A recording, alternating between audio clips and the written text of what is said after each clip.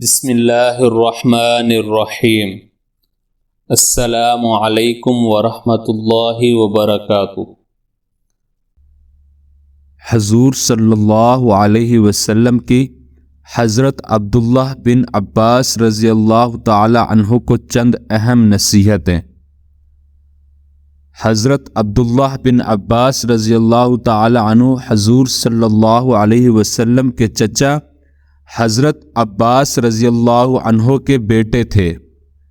حضرت عبداللہ بن عباس رضی اللہ عنہ فرماتے ہیں کہ ایک دن میں حضرت صلی اللہ علیہ وسلم کے پیچھے سواری پر بیٹھا ہوا تھا کہ آپ صلی اللہ علیہ وسلم نے فرمایا، اے لڑکے، تمہیں کچھ باتیں سکھاتا ہوں جن سے خدا تمہیں نفع عطا فرمائے گا۔ اللہ کے حق کی حفاظت کرو۔ تم اللہ کے حق کی حفاظت اور نگرانی کرو، اللہ تمہاری حفاظت کرے گا۔ اس کا مطلب یہ ہے کہ تم اللہ کے احکام کی تعمیل کرو، اللہ کے حق کی حفاظت کرو، اللہ تیری حفاظت فرمائیں گے۔ اللہ کے حقوق کی حفاظت کر، تو ہر وقت اللہ کو اپنے سامنے پائے گا۔ شریعت اور سنت نبوی تمہاری زندگی سے ظاہر ہوتی ہو، نماز میں، روزہ میں، زکوٰۃ و صدقہ و خیرات میں، اخلاق میں، گفتگو میں، معاشرے میں اللہ کے احکام اور نبی صلی اللہ علیہ وسلم کی سنت کے تم پابند ہو جاؤ، تو اللہ تعالیٰ بھی دنیا و آخرت کی ہر مشقت اور ہر پریشانی سے تمہاری حفاظت اور تمہاری دستگیری کرتا رہے گا۔ نیز تم اللہ کے حق کی حفاظت کرو گے، شریعت کے پابند ہو جاؤ گے، تو تم ہر وقت اللہ تعالیٰ کو اپنے سامنے پاؤ گے۔ جب اللہ تعالیٰ ہر وقت تمہارے ساتھ ہے تو تم کو پھر کسی اور کا محتاج ہونے کی ضرورت نہیں، اور جب اللہ کی طاقت تمہارے ساتھ ہے تو تمہارا کون کیا بگاڑ سکتا ہے؟ مخلوق سے امید ہے، نہ ہی مخلوق سے ڈر۔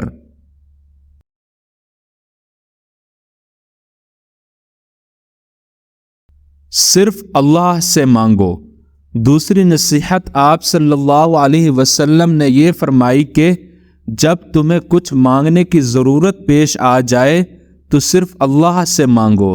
اللہ تعالیٰ کی دولت کا سمندر اتنا وسیع ہے کہ انسانی عقل حیران اور ششدر ہے۔ اگر اللہ تعالیٰ سب کو اس کی تمنا اور آرزوؤں کے مطابق دے دے تو اس کی دولت میں سے اتنا بھی نہیں جاتا ہے جتنا سمندر میں سے سوئی کی نوک میں آ سکتا ہے، اور وہ صاحب دولت بھی خوش نصیب ہے کہ ادھر تم اللہ سے مانگتے ہو اور ادھر اللہ پاک اس کے دل میں ڈال دیتا ہے اور بے چین ہو کر تمہارے پاس لے کر آتا ہے، اور اگر تم اس کو قبول کر لیتے ہو تو وہ اپنی خوش نصیبی سمجھتا ہے، تم بھی مقبول بارگاہ ہوئے اور اس کی دولت کو بھی عند اللہ شرف قبولیت حاصل ہوا۔ تم نے تقوی اختیار کیا اور اس کا مال ایک متقی کو پہنچ گیا۔ جناب رسول اللہ صلی اللہ علیہ وسلم نے ایک حدیث میں ارشاد فرمایا کہ تم مومن کے علاوہ کسی دوسرے کو اپنا دوست ہرگز مت بناؤ، اور تمہارے یہاں کا کھانا متقی لوگوں کے علاوہ کوئی دوسرا کھانے نہ پائے، لہٰذا تمہارا دوست بھی کامل ہونا چاہیے اور تمہارے مہمان بھی متقی لوگ ہونے چاہیے۔ مشکل میں صرف اللہ سے مدد مانگو۔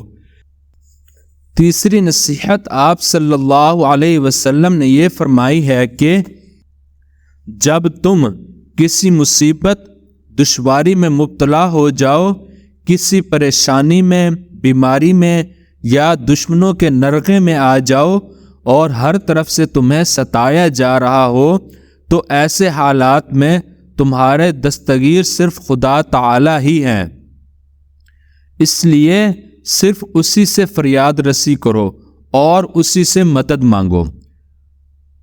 مخلوق تم کو نفع نہیں پہنچا سکتی۔ چوتھی نصیحت فرمائی کہ اگر دنیا کے تمام انسان اور تمام امت مل کر تم کو کسی بات کا نفع پہنچانا چاہیں تو اس سے زیادہ ایک پیسے کا بھی نفع نہیں پہنچا سکتے جو اللہ نے تمہارے مقدر میں لکھ دیا ہے۔ لہٰذا مخلوق سے زیادہ امید مت باندھا کرو، یہ فضول خیالات ہیں۔ تمہیں اپنی محنت خود کرنی ہے، جو تمہارے مقدر میں ہے وہ تم کو اس بہانے سے ملتا رہے گا، اور ہر وقت خدا کی یاد تمہارے اندر غالب رہے گی۔ مخلوق تم کو نقصان نہیں پہنچا سکتی۔ پانچویں نصیحت رسول اللہ صلی اللہ علیہ وسلم نے یہ فرمائی کہ اگر دنیا کے تمام انسان اس بات پر متفق ہو کر جمع ہو جائیں کہ تم کو نقصان پہنچائیں تو اس سے زیادہ ایک ڈھیلے کے برابر بھی تم کو نقصان نہیں پہنچا سکتے جو اللہ نے تمہارے مقدر میں لکھ دیا ہے۔ کسی کی کوئی طاقت نہیں جو تمہیں نفع پہنچائے یا تمہیں کچھ نقصان پہنچائے، اس لیے سارا بھروسہ خدا پر کرو اور خدا تعالی کے ہی نیاز مند بن جاؤ۔